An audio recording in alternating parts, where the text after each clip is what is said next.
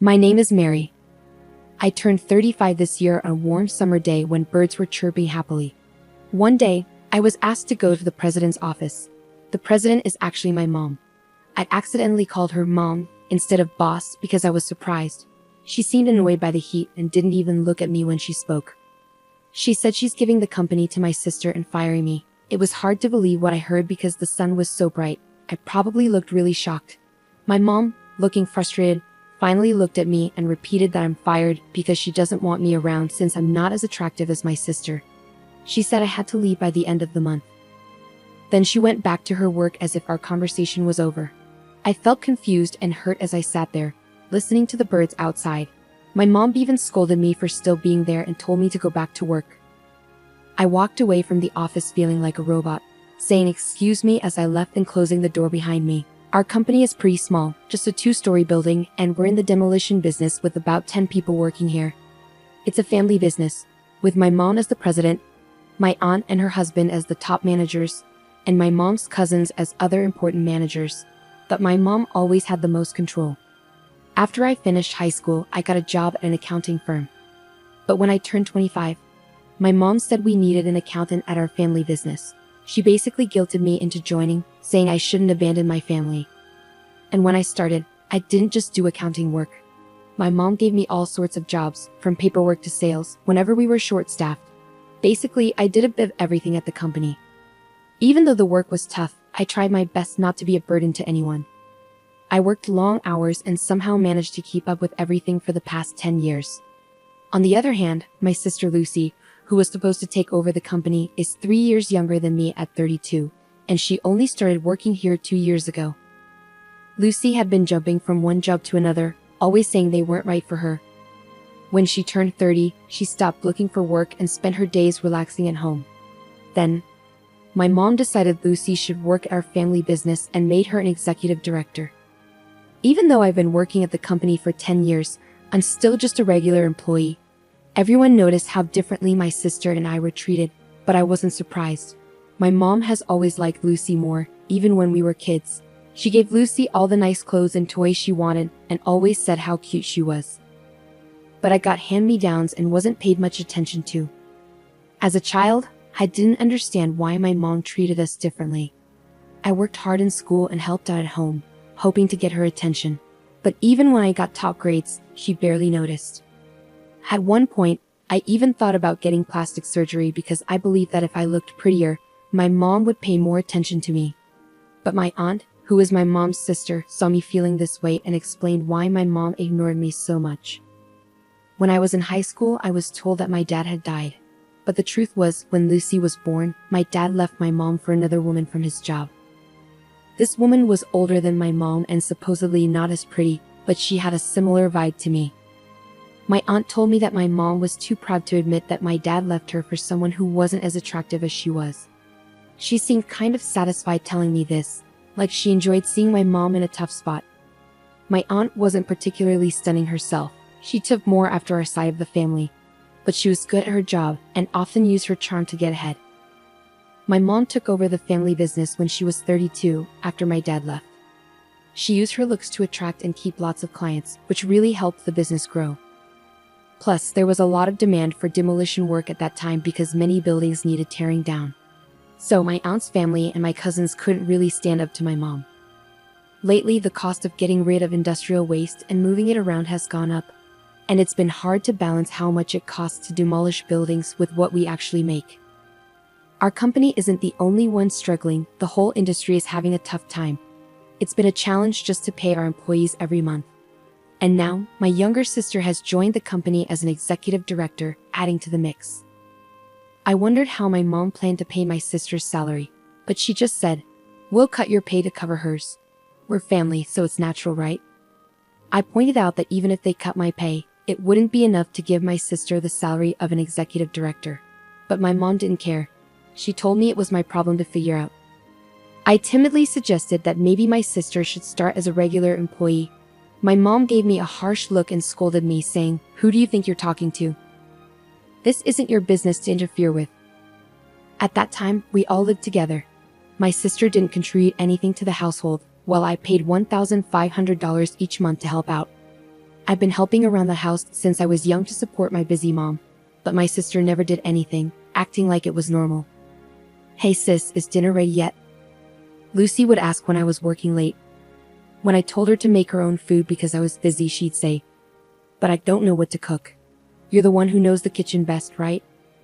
I don't want to get in trouble for using it without asking like last time. She never bothered to try cooking. Instead, she used that past argument as an excuse to avoid doing anything around the house. So, I often had to rush home to cook dinner before going back to work. My mom usually didn't cook either. Even when I made meals, she often eat out, choosing whatever she wanted. Lately though, she was going out to eat with Lucy more, so I didn't have to cook as often. But now, we were spending more money on entertainment, which was causing new problems. My mom, who was now 63, was starting to complain more about feeling sore and the effects of drinking too much. It was around this time that I was called into the CEO's office and told, "I'm giving the company to Lucy. You, who aren't as pretty, are fired." I could understand why my mom chose Lucy to take over the company, considering her past behavior. Lucy was 32, the same age my mom was when she became the CEO. Maybe my mom thought Lucy could use her looks to get things done, just like she did. But I couldn't accept being fired because of how I look. Even if my salary went to Lucy, it didn't seem fair. When I talked to my aunt about it, she already knew Lucy was going to be the CEO, but she didn't know I was getting fired. After thinking about it, my aunt said, "I'm not sure, but it seems like Lucy doesn't like that whenever she says she'll do something at the company. Everyone says it's okay because they know Mary will help. Maybe that's part of the reason."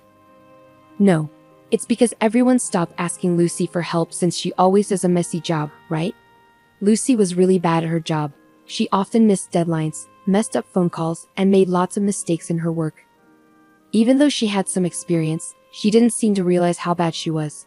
Maybe because people always overlooked her mistakes because she was pretty, she never thought about improving. My aunt agreed, saying, "That's true. But I think Lucy sees you as a bother." She added sadly, "But I never imagined they'd fire you. Without you, the company won't be able to work properly." She seemed worried, but didn't argue with my mom, because she knew she wouldn't win.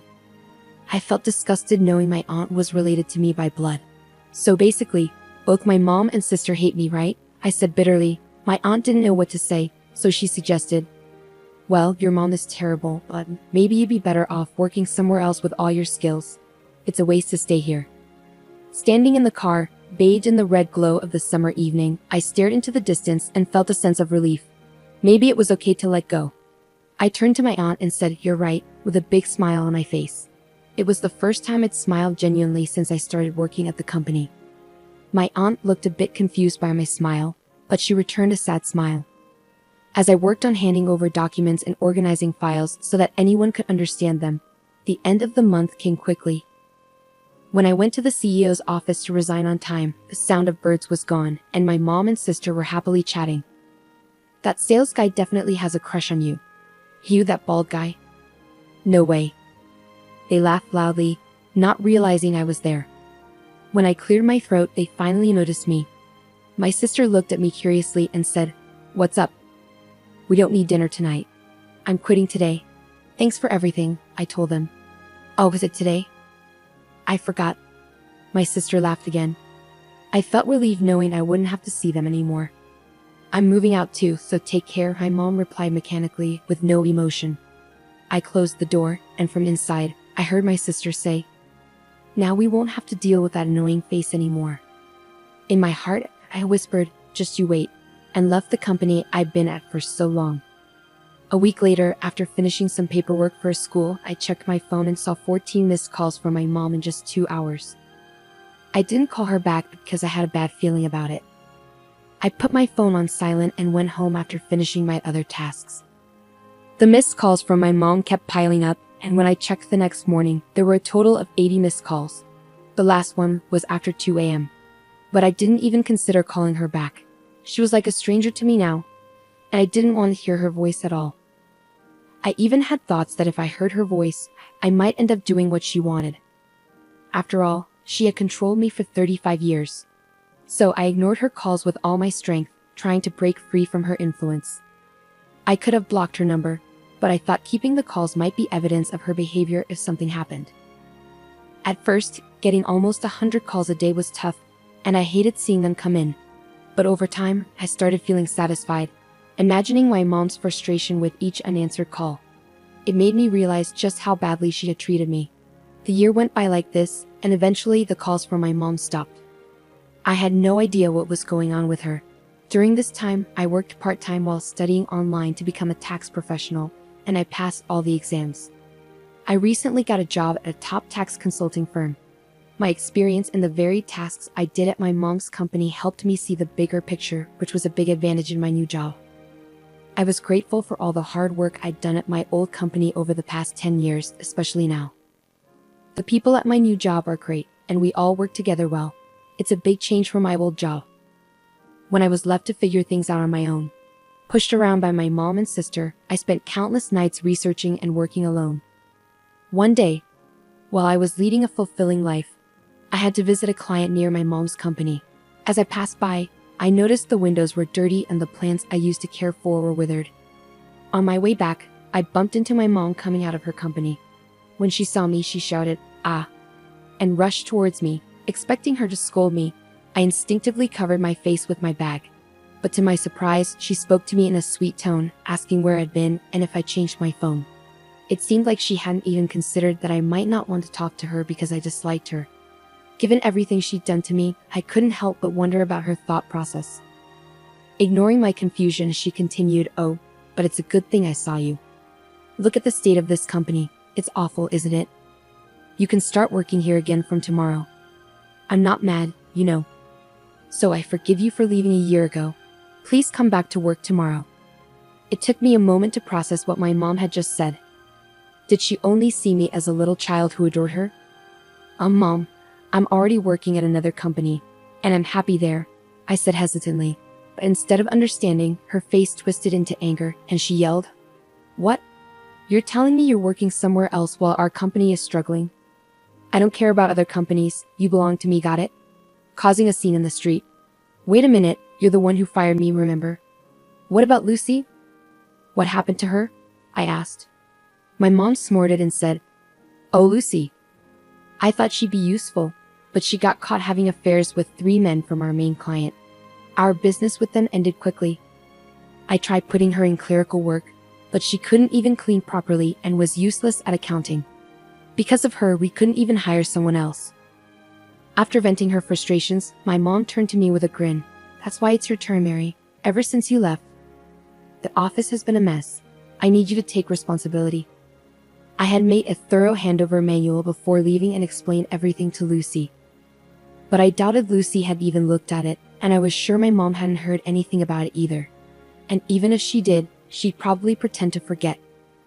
I couldn't understand why they fired me and then expected me to clean up their mess. This was typical of these women. They acted tough, blamed others, and made others clean up after them. It was their usual trick. I bit my lip, thinking of the kind people I worked with now, and I swore to myself that I wouldn't succumb to this pressure anymore. "You're the one who fired me, right?" I said to my mom, my tone changing. "And you fired me because I'm not pretty, isn't that right?"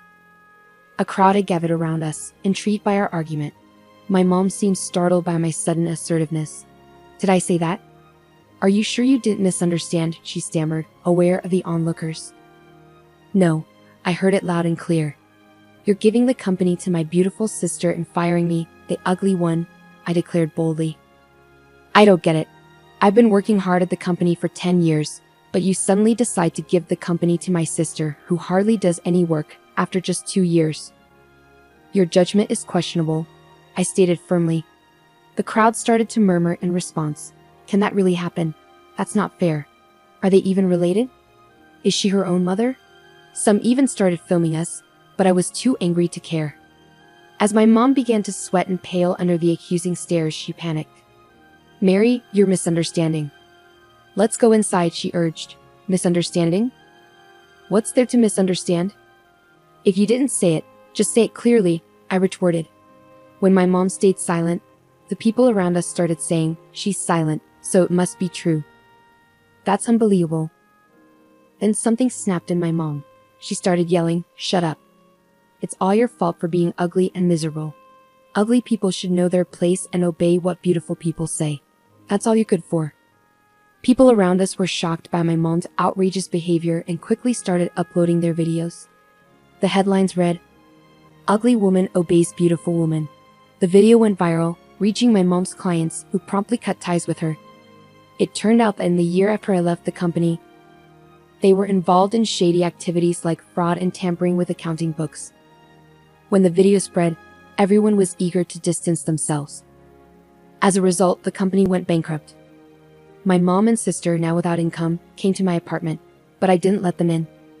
In the end, they moved to a rundown apartment without a bath, living in fear of creditors. My sister, always trying to take it easy by flirting with male coworkers, had trouble keeping part-time jobs because her coworkers didn't like her. Meanwhile, everyone knew about the viral video, so my mom was also shunned by her coworkers. It seems she's now silently working by herself. Meanwhile, I found a boyfriend at my new workplace. He's not conventionally handsome, but he appreciates my hard work and sincerity. We're planning to get married soon. I'm genuinely happy knowing that my efforts have paid off.